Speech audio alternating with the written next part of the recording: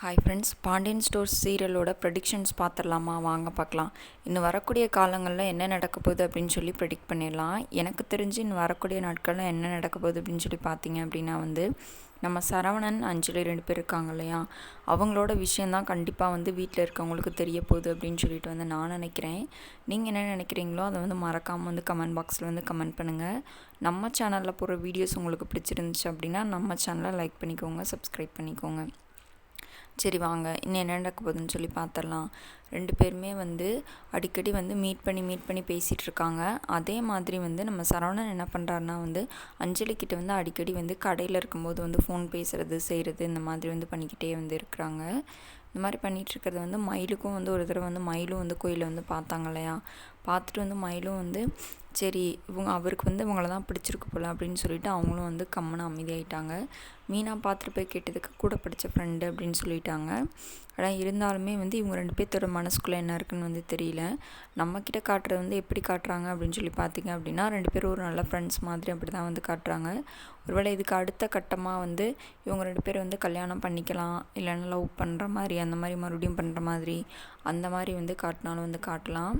நீங்கள் என்ன நினைக்கிறீங்க அப்படின்றத மறக்காமல் கமெண்ட் பாக்ஸில் கமெண்ட் பண்ணுங்கள்.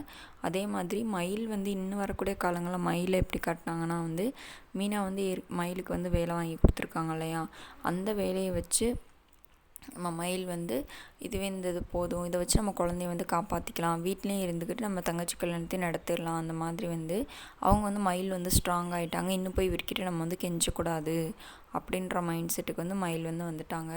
மயிலை பார்க்கும்போது பெருமையாக தான் இருக்குது.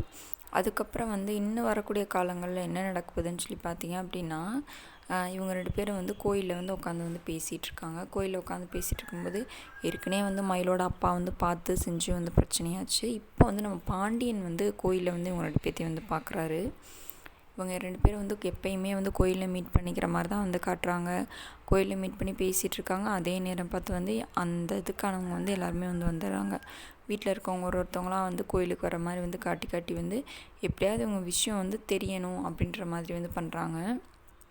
அதுக்கப்புறம் பாண்டியன் அதை பார்த்துறாரு. பார்த்துட்டு அங்கே எதுவும் கேட்காம வீட்டுக்கு சொல்லிடுறாரு.